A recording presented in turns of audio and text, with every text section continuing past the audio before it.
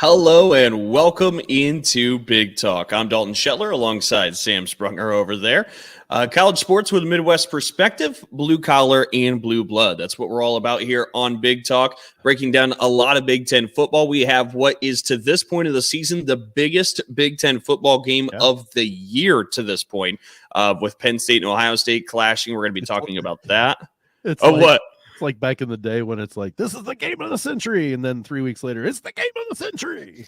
Well, this is the game of the year until 2 weeks from now. We have to find a different way to label number one versus number two games besides game of the century, because we have like 100 games of the century over time. Like one for every year, basically. Yeah, it's ridiculous. So we'll need to handle that for all of football society later on in the show. But so we're gonna talk about some of the things we learned last week, because now we have a team that's in the driver's seat for the Big Ten West, and it's kind of amazing. So we'll talk about that. We'll talk about the big game coming up. We'll even get into a little bit of Big Ten basketball as the AP Top 25 polls come out, and now we're just a couple 2-3 weeks from starting the seasons, and we're very, very excited about the prospect of that. Exhibition games are getting ready to start. It's true. It's true. Yeah, they used to be the secret exhibition. You remember that? Yeah. A couple years ago, they're like, oh, so-and-so's playing a secret exhibition game. Now they're broadcasting them. I was going to say, well, and I think like the Michigan State Tennessee one, they were going to have it be a secret scrimmage, and then like they're like, you know what if we just raised money for the Maui tragedy? And they're like, okay, let's go ahead and broadcast it, play it. And like, yeah, that's great. I know Purdue plays Arkansas on the SEC network. Theirs. And I don't know. I haven't watched any of it. Is it basically just a structured practice where they play a game, or do they play an actual game and just? I believe so. I think it's up to each specific case, but I believe in the case of Michigan State, Tennessee, they're playing it like an actual game. Okay. But obviously they're just going to be substituting in and out a lot of different pieces, yada yada. But you don't take any read off of it, of the ending of it, because it's basically trying 75 different things and just against another team. Correct. But you're a college basketball sicko when you start looking up the entire Big Ten men and women's exhibition schedules, because you're just ready and you got the itch for the season to come. So, and that's what we were doing. Yeah. But so we got all of that to get into. There's a lot to be diving into, unpacking in the show. But we talked about the thing we'll start with is really the big news item in the college sports world, college football and Big Ten football specifically. But it's that the NCAA is launching an investigation under the University of Michigan football program and head coach Jim Harbaugh, as there have been allegations of sign stealing. Now, this can go a couple of different ways. I know you had some takes off of it. And to be honest, if for our listeners that have been with us since the very beginning, I think you've come to know the personalities of Sam and I a little bit. We're not necessarily quick trigger on a lot of this stuff. We're more nuanced. We're more patient collecting information. I know that doesn't really work as a sports show. We can't break it first when we're like that, Dalton. or any show in today's society. Like, I know there's no room for nuance or patience, but that's the approach I at least take, and Sam typically does as well. I'm assuming you are here, but go ahead. What do you have? I was going to say, here's my thought is I always say, okay, I go by first reaction. I'll have a reaction to it. And then as more things come out, I will alter my overall presence of what my thought is. But having not gotten any information other than that they're just investigating sign stealing, maybe sending people to future potential opponents or CFP opponents or whatever to games to steal signs. If they weren't doing it in any other way other than trying to just see what they're doing down on the sidelines with the different signs and stuff, if they're doing only that, who cares? Seriously. I coached Dalton. I coached you, for crying out loud. I always was trying to figure out their signs. Yep. That's what you do.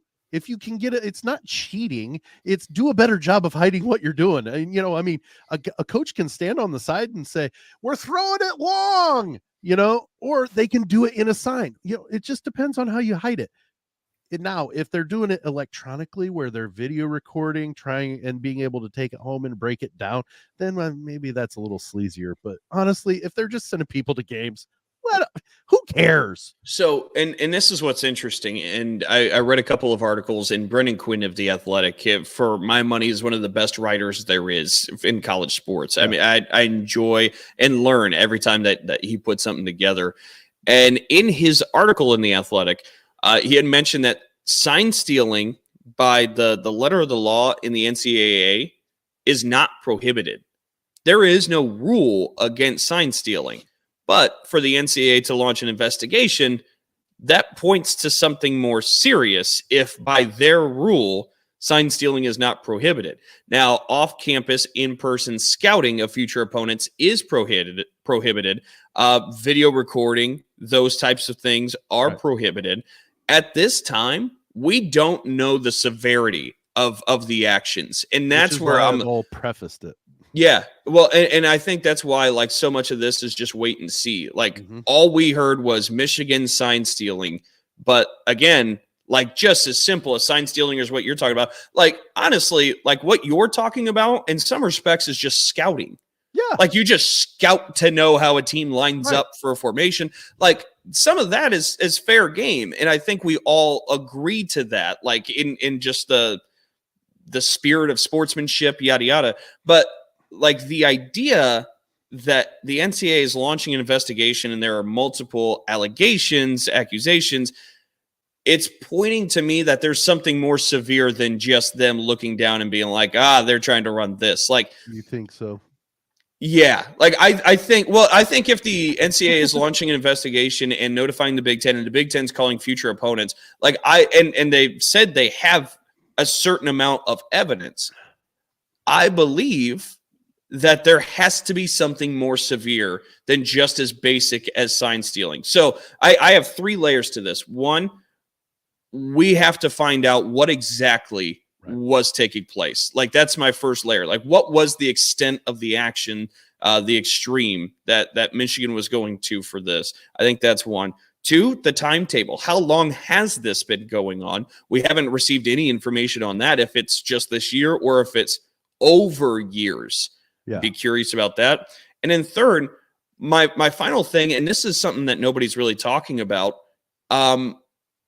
If they did cheat and it was to an extreme level and there's evidence and they're caught, what happens next? Because the NCAA doesn't necessarily rule with an iron fist on things like this. Again, let's go back 5 years ago to when Kansas was caught by the FBI with wiretaps. They still haven't been.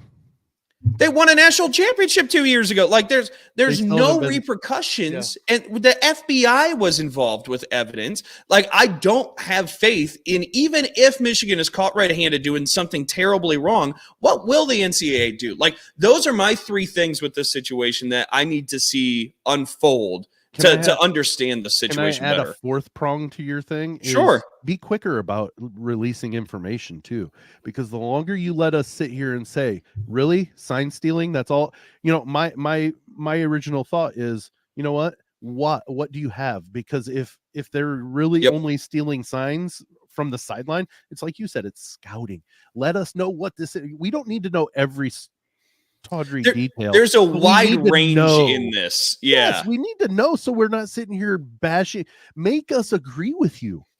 You know what I mean? Make us be on your side rather than Michigan's side, for crying out loud. Because right now it just seems like that everything that Michigan does, even if it's not wrong, buying a cheeseburger plus more or whatever, and then it just seems like they're almost picking on Michigan. Tell us what you've got. You don't have to tell us the deep detail. Just tell us what you have. And that's what I'll also be curious of is when this investigation is scheduled to end, because then we should be able to glean or learn more.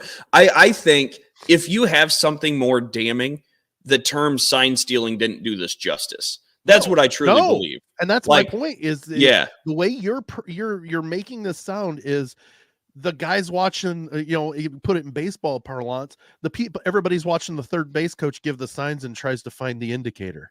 Right. That's sign stealing. Okay. Come on. Yep. That's part of the game. That's not cheating to me. That's getting, okay, they may be running here. Oh, I don't disagree. I think you can translate it over to baseball, kind of like what you're doing there, but like with the Houston Astros, like if they're looking down and they see the coach or whatever, and they're able to interpret signs, so be it. But the banging of trash cans because there's a camera out in center field that can see the pitch call that's coming in, the potential or the alleged buzzers that were on players, yes. like that's where we're crossing lines, and if Michigan's doing so. Yeah, exactly. If it's like what the Astros came out because I was on the Astros side for the longest time. I'm like, hey, if you don't want your signs being stolen by the runner on second, telling him what's getting thrown, do better. Yep. But once it came out that they were, they had this whole thing, come up, then you're like, okay, yeah, that's sleazy. So send it out quicker so we know that if Michigan was being sleazy, then we're on your side. Come on. Yeah. So in terms of just perspective or like just where we stand on this, like obviously we both just said like we need to see more in totality of how severe this has been, like to what extent it's been going on, B, for how long it's been going on, C, what the NCAA would even do if this all is true and whatnot. But so we're taking the stance of stepping back, being patient with this whole thing. But I do find it interesting. And I do think if the NCAA has fully launched an investigation and says they have a mound of evidence, it has to be something bigger than just sign stealing. Like, I think if it's just sign stealing, I don't think this gets to this point. Well, shame on whoever leaked the information or made the headline of sign stealing, because you need to be better. Because right now, if you go just by what information we've gotten and the headline, I'm on Michigan's side right now. Oh, I'm never on Michigan's side, but I'm still not. You're not on the NCAA side. I'm playing with you. It's on the school side. It's a Michigan State Michigan week. There's my hair's already standing up. Yeah, Sam, I know, but you get what I'm saying is yes. I'm not on the NCAA side right at this moment. You need to prove something.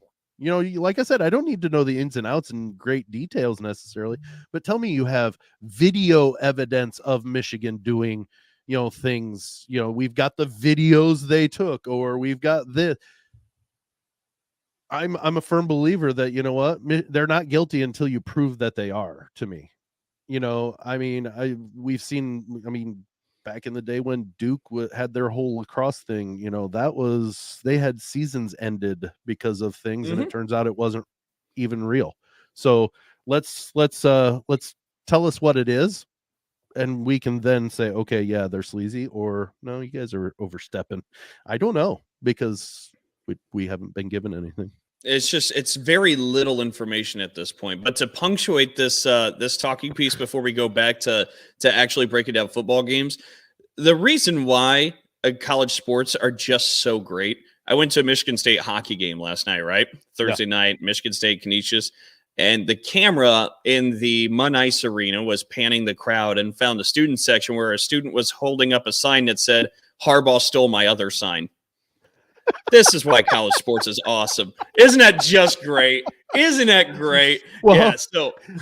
And I've sent you the screenshot of the Ohio State Notre Dame game when Ohio State fans were in the background of ESPN's Game Day that said I was going to make a joke about Notre Dame, but Michigan's done that the last 2 years.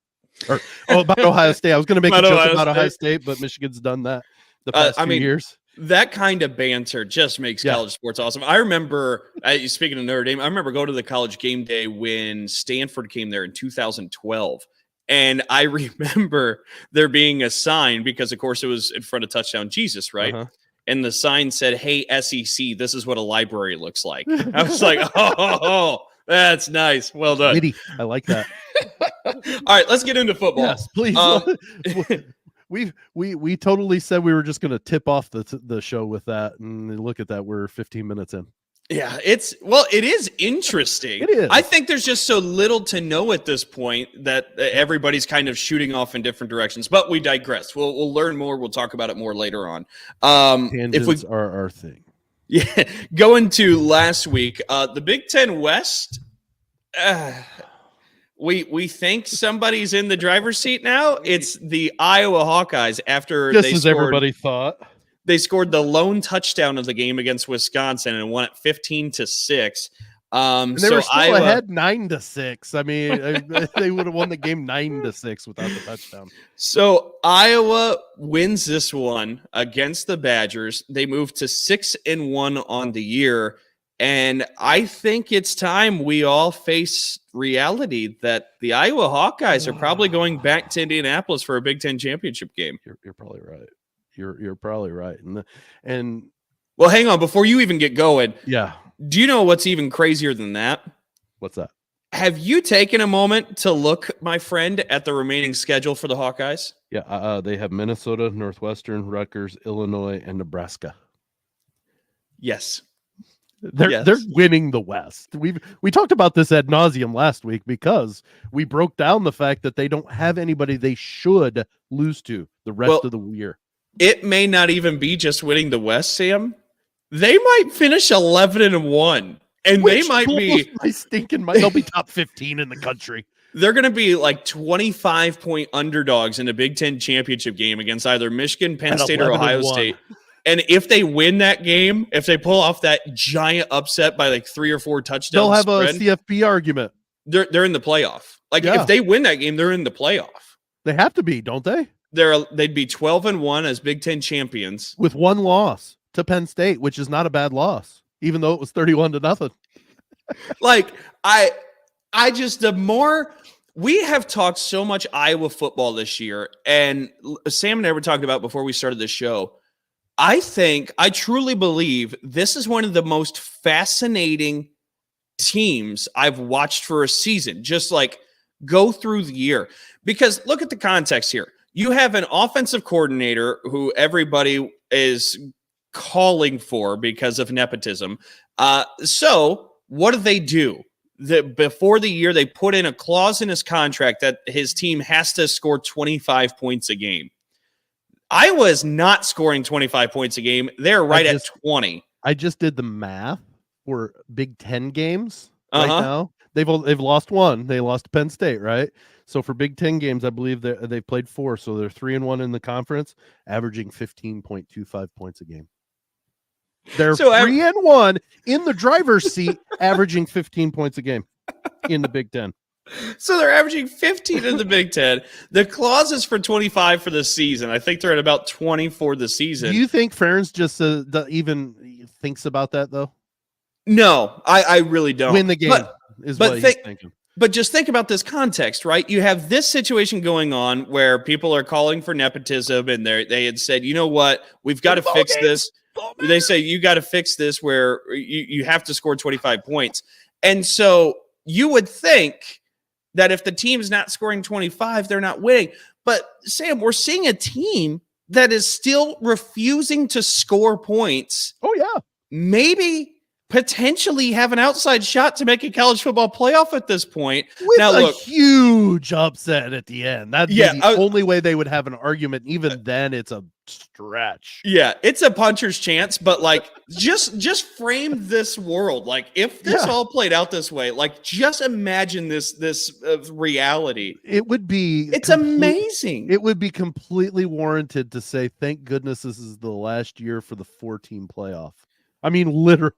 Oh, that and for the Big Ten West. I think people are excited for the Big Ten West. Right, but like, just think about that. Who had the biggest, who turned so many people into advocates of more than 4 teams in the playoff? Iowa from the Big Ten West. Yeah. That's a fair point. But yeah, if they were to win the Big Ten championship and have a legit, that would give them a legit argument. They'd be really 12-1. They'd be with a major 1. win over a top 10 school. That would be a legitimate argument over some other schools that, yeah. And you know what? I'm kind of here for it. I'm kind of here for it. Look, I when has a team in the college football playoff averaged 15 points a game against Power 5 teams? Like, I am totally here for sickos football. I think this would be awesome. I think it would be such a shock to the system. I think it'd be jarring. I sent you the screenshot of the two games that last Saturday. It was Iowa, Wisconsin's by possession result, and it was Washington and Oregon's. Mind you, next year these are two Big Ten games. Okay? Correct. And it went probably 8 or 9 possessions. And on the the Washington Oregon one, it was interception, touchdown, touchdown, touchdown, touchdown, touchdown, punt, something else. And then you go over to the Wisconsin Iowa one, missed field goal, punt, punt, punt, punt, punt, punt, punt, missed field goal.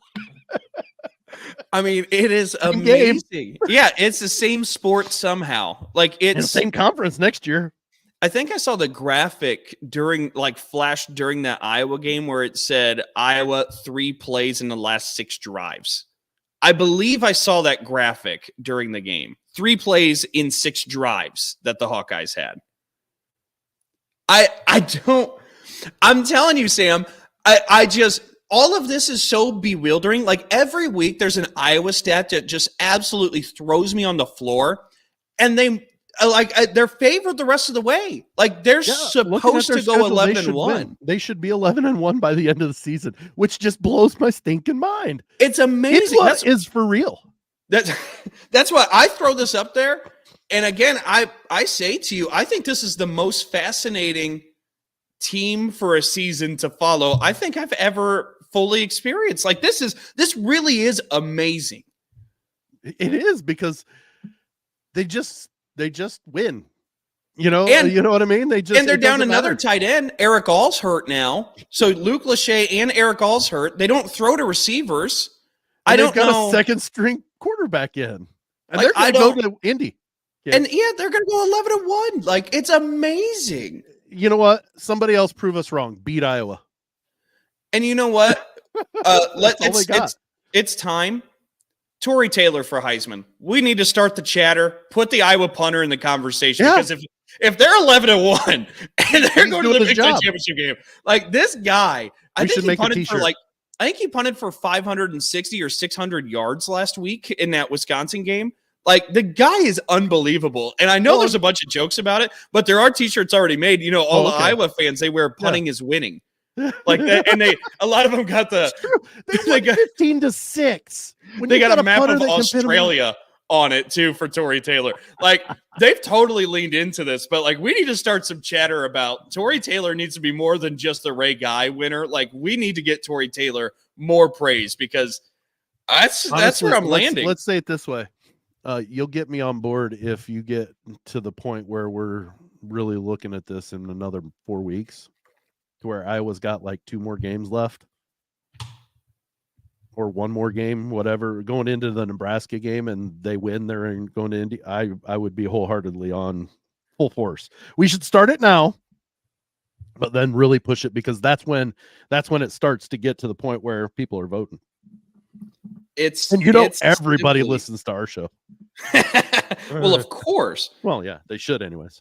But it is simply amazing. I actually was hurrying to pull up a couple of the Tory Taylor stats. Hang on, let me see if I can get this here. Special teams, Tory Taylor, so far this season, 45 punts. That's in 7 games? Yeah. So he's averaging 6 to 7 punts a game. Yeah. He has 45 punts for 2,175 yards. So that is an average of just over 48 yards a punt. 1 touchback in all of those 45 punts. One. He's down to he's got the coffin corner down.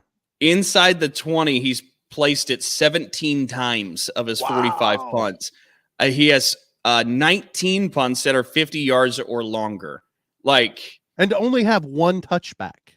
Yeah. That's what you've got to look into. He's got 1 touch. Yes. Heisman right there. Boom. Especially if they go 11-1. Big Ten football. I'm telling you, do you think USC, UCLA, Oregon, Washington are even aware of what they're about to get into? Oh, they have no clue. They really don't. it's not until their first matchup with Iowa they're like, what are we dealing with here? What? It's going to be like landing on Mars. Yeah. Well, think about USC play in Iowa. Good Lord. Iowa doesn't have an offense, and USC doesn't have the defense. So like, it's going to be like, is Iowa going to just like blow up for 22 points? I was just intercepting Caleb Williams and then just handing him the ball back. We're not going to do anything with it. This is our best chance. Oh, you tackled us. Okay, you can have the ball back. Run it back. Back to the 25. Man. Let's go. That is amazing. But yeah, honestly, you know what? I'm not ever going to give up this hat, but I'll jump on that wagon for Iowa. I'll get on that wagon for Iowa. I'm telling you, there's a community of people like this. The Sickos committee that I've talked about on Twitter. If you are already following them, they love all the known as Twitter, Dalton. I still call it Twitter. I don't care. Yeah. But like they root for all the different like little nuances and all the twisted little things, the yada yada yada. And so like Iowa football is perfect. I believe I saw from them Vanderbilt. They had one that Vanderbilt, like the punter for Vanderbilt, was the first punter to ever go over 10,000 yards in a career. And he said, this is the most Vanderbilt stat ever. I mean, they're a funny bunch, and yeah, this is our Iowa bandwagon to see them 11-1 for a playoff spot. I'll get on board. I will. I'm still rooting. Purdue's already played them. They've already succumbed to them, so I'm okay. Well, I'm curious if Iowa finishes the year at 20 points per game. They go to the college football playoff because they pull off the upset of the century in the Big Ten championship game. Brian Ferentz keeps his job, right? Or he gets a head coaching job somewhere. Like that happens, right? Like does. I'm so curious to see how this reality show plays out. I hope it was no room for it's either you do or don't. There's no gray area. It's black or white. No gray area. So you got them, and they average 23 points and win the national title. And Brian's got to go. Gone. I want to see how this all goes. I'm so excited. But okay, a couple other things because we do got a huge game to get to this weekend. We'll run through these ones pretty quick. Illinois beats Maryland. The Illini finally get a win that they kind of needed to pick up some confidence. Who saw this coming? Not me. And for Maryland, this was such a great start to the season, and to see it trip up like this, it kind of made me hurt for Maryland because I really was a fan of them playing better than they ever have. And then they laid an egg like this. Yeah, so it kind of hurt me to see that, but the Terps take one on the chin. We wondered if not that their future hinges on our disappointment of them, but yeah, correct. But still, like I just, everybody loves an underdog, and Maryland starting this way, it was cool to see. It was a bummer, but everybody wondered if Purdue was going to be able to do the Spoiler-Maker Act again. That was shut down pretty quick. Wasn't even close. Ohio State beat them 41-7. Michigan defeated Indiana 52-7 for 276. So Buckeye fans should be happy. Okay. That's you spin it into a positive for Ohio State. Well, yeah. I mean, we should have beaten them. It's Purdue. Well, you know what? You couldn't beat IU by more than 20. Okay, let's pull it back. And then they're getting better, though. That's just it. They're getting better. That's the point. The disappointing game, at least from my end, Michigan State drops to Rutgers 27-24. This is one I feel like you had to witness, whether it be TV, radio, in person, to truly believe, because Michigan State was up 24-6 going into that fourth quarter. And it was a self-implosion on a different kind of level. And it was really disheartening for Michigan State to drop that one to Rutgers 27-24. With that in mind, are we ready to go to the big game? Well, real quick on that one, how do you feel leaving that game from Michigan State? Do you think it's going to be a long season, or do you think they're going to be able to at some point correct what's going on? I mean, because when you're up 24-6, you should win the ball game. And look, for folks who missed it, it was 24-6. Fourth quarter starts. There was an illegal formation on a punt, so they had to line up to punt again. Punt drops off the snap drops off the punter's hands into the end zone. Rutgers recovers, touchdown. Boom. Rutgers kicks it off. Michigan State stalls out a drive. They punt. Rutgers drives the length of the field in a rainy condition day. Drives the length of the field, scores a touchdown. They're down 3. They're down 27-21 because they went for 2 and got it. And then Rutgers kicks it off, and the ball bounces at the 20. Michigan State was lined up in preparation of an onside kick. They thought there might be one in that spot. So it bounces at the 20, bounces backwards. The returner, Tyrell Henry, never even touched the ball. Rutgers' coverage unit was right there. They got it. So within seconds, there was a touchdown, a recovered kickoff at the 21 of Michigan State's for Rutgers. And the very next play, they ran it in. Kyle Monungai from 21 yards out. They took the lead. And it was just bang, bang, bang, all done. Like, that's what I mean by a self-implosion, like to a different kind of level. Like, it was like, and it all started with an illegal formation. Yeah. And like, that's what I'm saying. I don't think you truly understand what happened unless you saw it. Like, it's, you had to see it to believe it. Like, it was unbelievable. So to answer your question, like, Michigan State, especially through those first 3 quarters, played pretty damn well. Caton Hauser got his first career start. They played well. So there is some potential good coming out of the rest of this season. It may not be a bunch of wins, but there's going to be some positives that come out. Well, and I was talking with a couple of writers who cover Michigan State, and I said, to me, they do the hard stuff. They do the heavy lifting. They're up 24-6. Like, they just didn't. That didn't finish it. That doesn't just happen. Like, they did the hard parts and they just couldn't finish. I think at some point that's going to click a little bit better for this team. Yeah. I think you can see them getting more and more organized. I think the big thing and the question I have is a confidence level, because you've had all kinds of adversity. We know about the former head coach at the time, Mel Tucker. We know the adversity that's there. We know the adversity with an NIL deal being pulled out under them while they're in Iowa City getting ready for that game. That contracts just got pulled while they're in that hotel or getting ready for that game. We know about that going on. We know about a couple players leaving, but most staying. Like, I think there's been so many punches. I think a natural concern would be, what is the confidence level of this group? Because they could win a couple of those games. They still have Indiana coming up on the schedule. They have Minnesota and Nebraska. They have the big 3 too. Like, they have Michigan obviously this weekend. They have Ohio State November 11th, and they finish the season with Penn State. Like, those are tough. Nobody's making bones about that. But you do have some other winnable games with Minnesota, Nebraska, Indiana. And by the way, Michigan State played the first 3 quarters. They could and maybe should win all 3 of those, but it really comes down to the other things at this point. So that's where I'm at. What I would think is coming out of that, whoever comes out on the other side of this for the Spartans, they're going to be better human beings because they're going to know how to deal with adversity.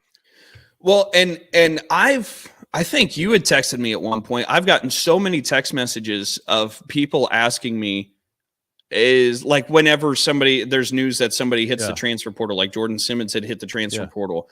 And I'll get so many texts of, is this going to happen a lot more? And I'll be like, honestly, I kind of surprised. Like, it hasn't happened more. I think you're surprised it hasn't happened already. Well, and this is, let me preface, and you can frame me as a Michigan State homer or biased. That's fine. I believe if this happened, all this adversity at another program, like, you can just about go up and down and pick one. Like, I think the transfer portal will be flooded with those players. I think what interim head coach Harlan Barnett has done as a former Michigan State football player himself. Mark Antonio's there too, so he can help keep the way they've kept this together. Yeah. Mm-hmm. It really is commendable. Like, it's pretty amazing to see what they've been able to do. And there's still buy-in, there's still belief. Like, in the middle of all of this adversity, especially in today's day and age, where with the transfer portal, as accessible it is and whatnot, like, it's easy to pull the parachute and say, done, see y'all. Right. But like, that's not what's happening. And I think that absolutely should be praised, because that means, well, Harlan Barnett, Mark D'Antonio, and Michigan State is doing is pretty spectacular. And again, frame me as an MSU homer if you want. I'm just saying, I think if you go to a lot of different programs and that happens, I don't think the withdrawal of the program is going to be as minimal as what we're seeing from Michigan State. And I think that points to a real culture and buy-in that exists with that program. So, yeah. Well, it's something that is of interest because, it's in our conference and it's just, and it hits closer to you because you're around it a lot more. So that's why I wanted to ask is this the end, or are they, and these kids, like I said, they're going to come out of the end of the season and get a head coach and they'll be better human beings for it, and like you said, think about if Colorado, let's say, their coach decides after this year he's going to bigger and better things. You think the transfer portal is going to be filled, but it depends who they put in. And they've got a culture right now that hasn't been established, so Michigan State's done that, and like to have the previous head coach that established and basically rewrote that culture to come in and help keep it going has probably done a lot to help those young men decide, whether or not it was best for them to leave, and they're going to come out better for it. So it's pretty amazing. I do think there are wins to go on that schedule. Sure. Like I said, the way they played and the way Caton Hauser as an underclassman played, like, it gives you a lot of hope for the future. Yep. But it's just some of those little things right now that are in their way. Things that, like, again, that sequence of a Rutgers touchdown drive in the field, recovering a kickoff at the 21 and then scoring, and all within 9 seconds, they score 15 points or 14 points. Like, and get the lead. Take the lead from you. And then they just got the ball back and held it the rest of the game. Like, because that's what Rutgers does. They had only ran, gosh, I'd have to look it up, it was such a minimal amount of yardage. I want to say it was like 30 yards they had running the ball or whatever, something in that ballpark maybe. And in the fourth quarter, they had like 140. Like, it was a totally different game in the fourth quarter, and it was kind of hard to explain. But anyways, we do got some big games coming up this weekend. So let's move to Penn State, ranked 7th in the country, traveling to number 3 Ohio State. This is a noon kick tomorrow. But Penn State at Ohio State. This is the first time that any of the 3 teams of Penn State, Michigan, Ohio State, that 2 of them will get to play against each other. The next one will be November 11th. Penn State and Michigan will play. And then, of course, at the end of the season, Ohio State and Michigan will play. But for Penn State at Ohio State, both teams 6-0, both teams in the top 7. What stands out to you? Is that Ohio State offense going to be able to produce enough points against that Penn State defense? Because I think this reeks of Ohio State Notre Dame. Honestly, I really do think that this is that type of matchup that where the defense and I think Penn State's got a better defense than Notre Dame. I agree. But while Notre Dame's defense isn't horrible, I think Penn State's is really that good. This is going to be this is going to be a heavyweight bout right here, I think. Well, and you know what I think too, and this is what's really interesting to me anyways, like Ohio State obviously ran the Big Ten for a little bit there in the late teens. I mean, they had 4 straight Big Ten titles before Michigan started to get better. And the way Michigan plays, though, is not the same way Ohio State plays. Ohio State just out-athletics you all the time. Like, that's what they have that much talent. They're that athletic. And then Michigan came along, and sure, they have some athleticism, but they're just punching you in the mouth. They're winning the line of scrimmage. They're punching you in the mouth. They wear you down, and they hit a couple explosive plays, and boom, that's it. Done. The way Penn State's designed, they're designed like Ohio State. Like, if you look at Penn State's roster and you look at what you're seeing out there on the field, it's a lot of athleticism. But I think this is the closest we've seen in 5-6 years of a team in the Big Ten to being comparable athletically to Ohio State. Like, I think Ohio State is like looking in the mirror pretty closely for the first time in a long time in that department, which that part intrigues me. But also sneakily under the radar, number 1 rushing offense in the Big Ten, Penn State.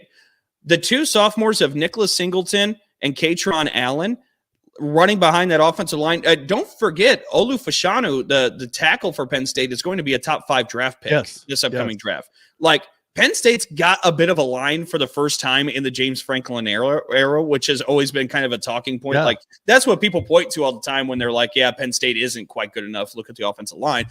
It seems like there's a bit of an offensive line this year. And again, spearheaded by Fashanu. They have the number 1 rushing offense in the Big Ten. We haven't seen Aller have to take a lot of shots downfield because of that.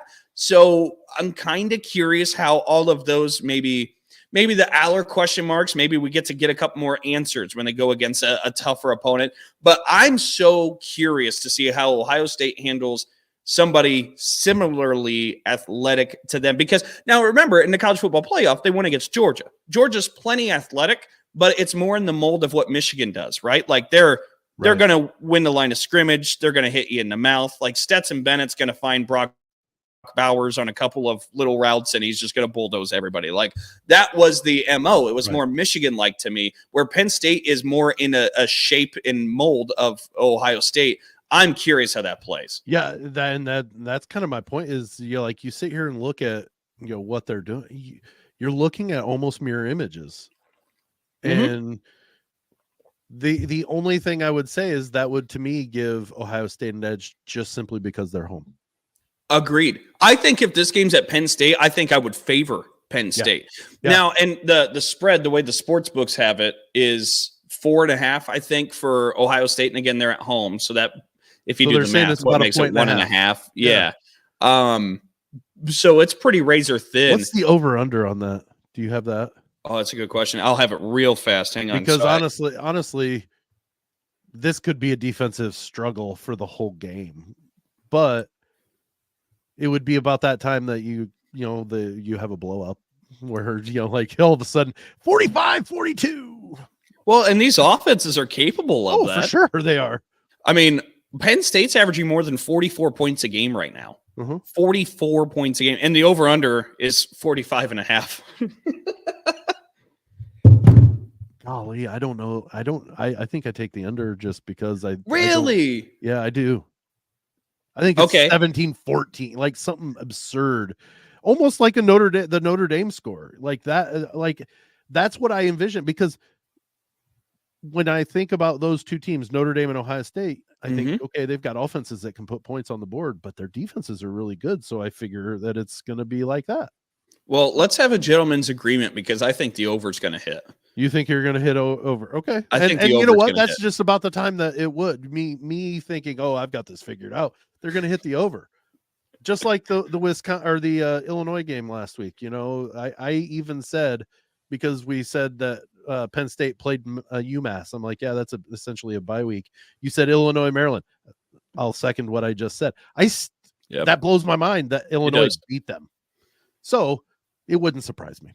We haven't even talked about, too, that the Illinois field goal was kicked into a jumbotron above the field goal where Kevin James, the meme, was lit up. So you just see, like, on the highlight, like, as they're doing replays, like, the field goal's going in to win the game, and Kevin James is just sitting there right behind it. So good.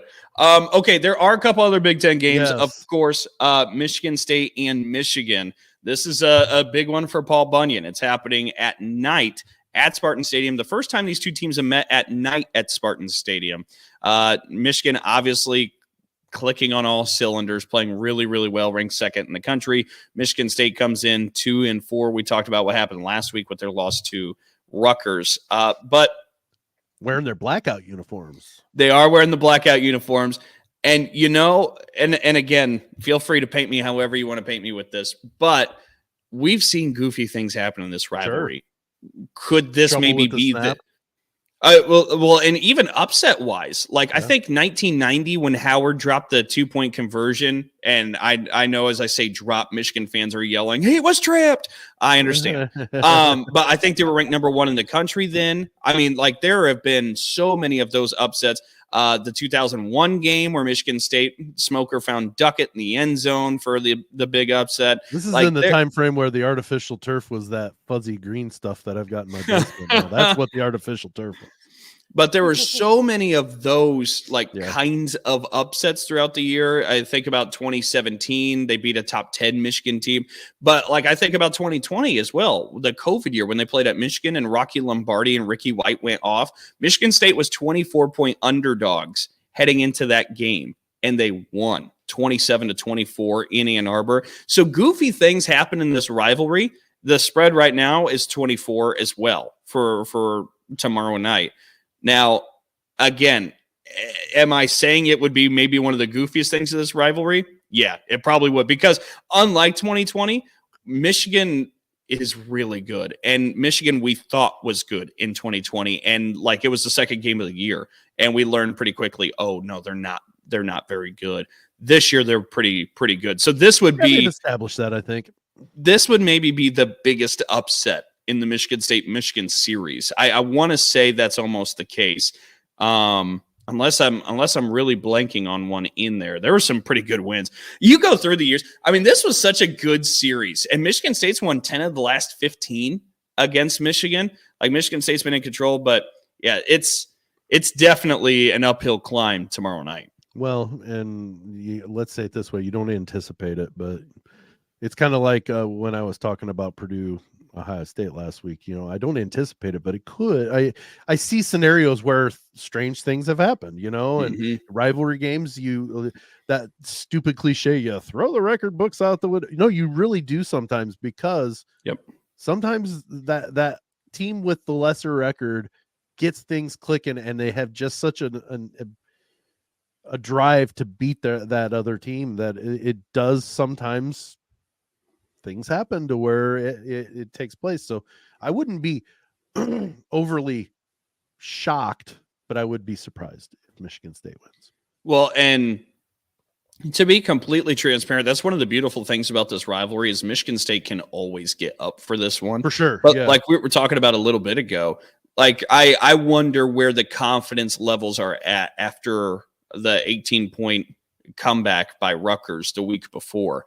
I think if deflate you too much, that's what I'm curious of, and I don't think we'll really have our answer until tomorrow night. But if Michigan State is typical Michigan State, they're going to get up for this one and they're going to give them hell. That's just what Michigan State does. But I think honestly they play with their hair on fire no matter what. I just wonder how it maybe goes different if they finish out that game with Rutgers, because I think from a self-esteem level, it was another gut punch, as everybody keeps calling it. And so it's a little harder to get off the mat. They will get off the mat, but you're a little bit slower getting off that mat after a gut punch. So I'm kind of curious about that. All right. A couple other games for the weekend. We have Rutgers traveling to Indiana. Rutgers with the win could become bowl eligible, and that's really the most favorable game they have left on their schedule is this trip to Bloomington. If they win that, Greg Schiano gets them to a bowl game. Nice job done there. Yeah. Iowa continues their trip to Indianapolis by hosting Minnesota. A trek to Indianapolis goes through Minneapolis. Iowa has a 73% chance of winning the game, according to ESPN Analytics. But they're only favored by 3.5 points. That just goes to show you they don't score. The over-under is set at 31. That will be interesting to see. It's ridiculous. It's fascinating. Just as an experiment, this is fun to watch Iowa football for the season. You're going to have to start making the overs, make it to where it in the 20s. Well, or you have to say, look, they're going to have to score a bunch of points, and or Iowa's going to have to score points for you to take the over. And make it in the 20s. I think the over-under that Wisconsin-Minnesota game or the Wisconsin-Iowa game was 33, 34, and it was 21 points scored. Crushed it. Both teams could have scored, and I think a touchdown, and they would have been relatively close to keeping under. I think there's only one Iowa game so far this year that's hit the over, and it was the Western Michigan game where they lit up. Where they scored 41. Points. Yeah. Wisconsin goes amazing if Western Michigan saves his job because it tips him just over 25 points a game. That would be perfect. Wisconsin travels to Illinois. Can Illinois string a couple together? Have they fixed themselves? Can Wisconsin bounce back? That's the story there in that one, I think. And then Northwestern at Nebraska. Also, I know Purdue's not going to lose this week. Atta boy on a bye. Hey, all right, take what you can get. real quick before we close out shop, we mentioned we want to talk a little bit of college basketball. We'll be fast here. Men's AP Top 25 came out. Purdue ranked 3rd in the country. Michigan State 4th in the country. Illinois 25th. Only 3 Big Ten teams ranked. Any quabbles about that? No, except for maybe where's Maryland, but they may be receiving votes. Yes, they are. They're receiving some votes in there. Wisconsin's right on the cusp. I see IU's in there with a couple of votes. So yeah, I think they've pretty much got the top 6 or 7 that are going to be, contending in my mind. I don't know that Northwestern's going to have enough to even get up there, but yeah, this the 3 that are ranked, obviously, the top 2. And does that tell you how far the chasm is? They feel the chasm is between the top 2 teams. And that's what I noticed too. Yeah. Because, Michigan State and Purdue are in the top 4. The next Big Ten team ranked is 25th. Like they're saying that's a pretty big gap between who are the top teams in the conference. And looking at these voting, Michigan State's only 20 points from being number 2, and Purdue is, or I'm sorry, 120, but like Purdue is 100 points separated from Michigan State, but only 30 points away from being number 2. Like they think Purdue and Michigan State are pretty good. They're not, and they're competing with Duke and Kansas, and Kansas is pretty comfortably number 1 though. I mean, when you add an All-American to your roster. Yeah, through the transfer portal, that helps. But you're right. I mean, it goes to show the respect nationally that Michigan State, Purdue have gotten. It goes to show the margin that is perceived between that tier and the rest. Those were the observations I had too. Real quick, let's flip over to the women's side. Yeah. Ranked 23rd is Illinois. Illinois women's basketball in the preseason top 25 for the first time since 1999. First time this millennium. Party like it's 1999. Oh, that's a good way to get into the weekend. I might need to put Prince on when we finish this. Illinois number 23. Maryland number 14. This marks, according to their Twitter page, the 250th AP poll in a row they've been ranked in a row that Maryland's been ranked in, which is pretty amazing. Wow. Indiana comes in at number 9 after winning the Big Ten championship last year. They lost Grace Berger, but again, they brought back Mackenzie Holmes. They brought back Yarden Garzone. They brought back Chloe Moore McNeil. They brought back Sydney Parrish. Like this is a squad. Ranked 7th is Ohio State. We've talked a little bit about them and given some love to the Buckeyes. They bring back Cody McMahon after a stellar freshman campaign. Taylor Theory, Ricky Harris back, JC Sheldon back. That's a squad as well. And then, of course, number 3, the highest ranked of the Big Ten teams, Iowa. Caitlin Clark comes back, and that is a preseason top 3 team. Of course, Iowa just made it to the national championship last season. And I don't know if you got to catch any of this, but Iowa had the crossover at Kinnick this past Sunday. 5,000 people. Played the basketball exhibition against DePaul out on the football stadium. And as Sam mentioned, 55,000 people. It shatters the world record for the highest attended women's basketball game ever. But that was really cool in a good way. Did they wave? They did. They did do the wave. That's pretty cool. That's pretty cool. I know. Like to incorporate. Everything about that was so well done. Tip of the cap to Iowa, because they really did that pretty well. And what a great way to celebrate the year. Like, remember I said what kind of sicko is looking up basketball exhibition schedules? It was after I was watching that one, I was like, well, let me see what everybody else is playing. Get going. Like, that kind of got me going. It was a kickstart to the year for me. That's great.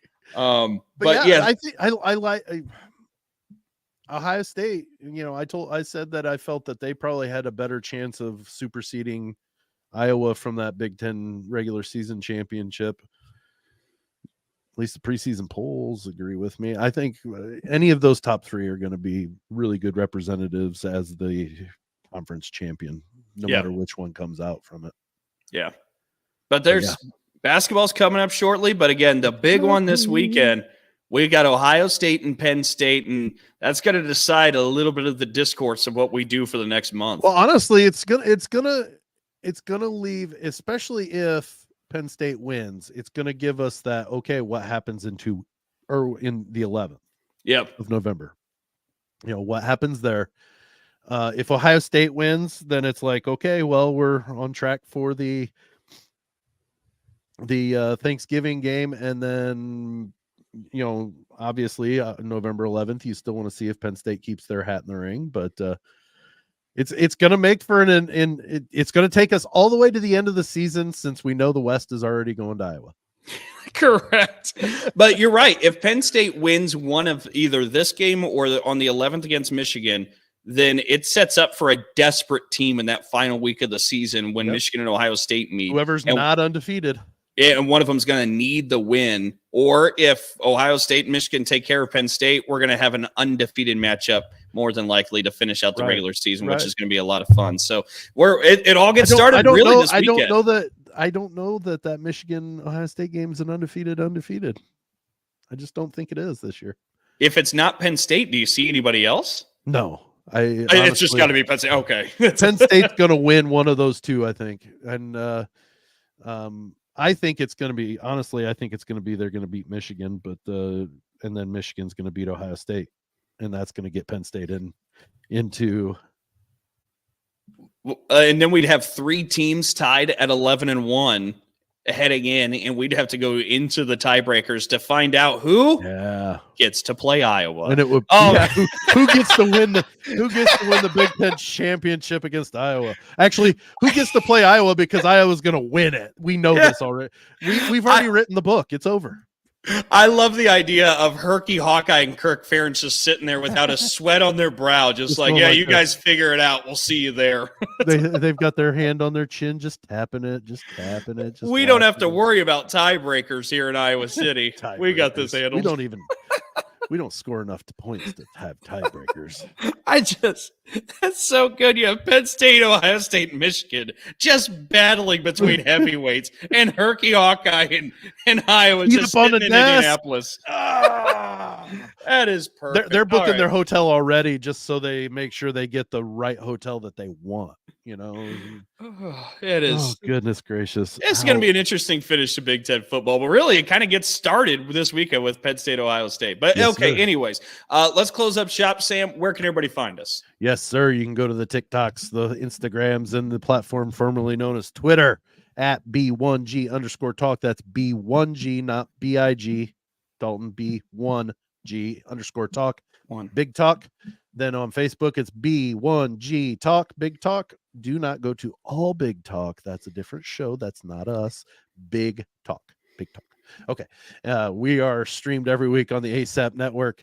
You can get the app at either one of those app stores to find different plays of that. But if you don't find us on our live stream, you can go later that day through Lounge Media Group. We release our audio podcast, and on Spotify, the video version is up there as well if you want to just have to watch us react to things.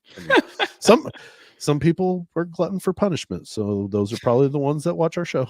It's probably a good way to put that. Yeah, glutton for punishment. That's what it is. That'll wrap up another edition of Big Talk, college sports with a Midwest perspective, blue collar and blue blood. Thank you all so much for tuning in and joining us for another edition. We're excited to talk to you next week as well. But for now, and for my partner Sam Sprunger, I'm Dalton Shetler. So long, everybody. See ya.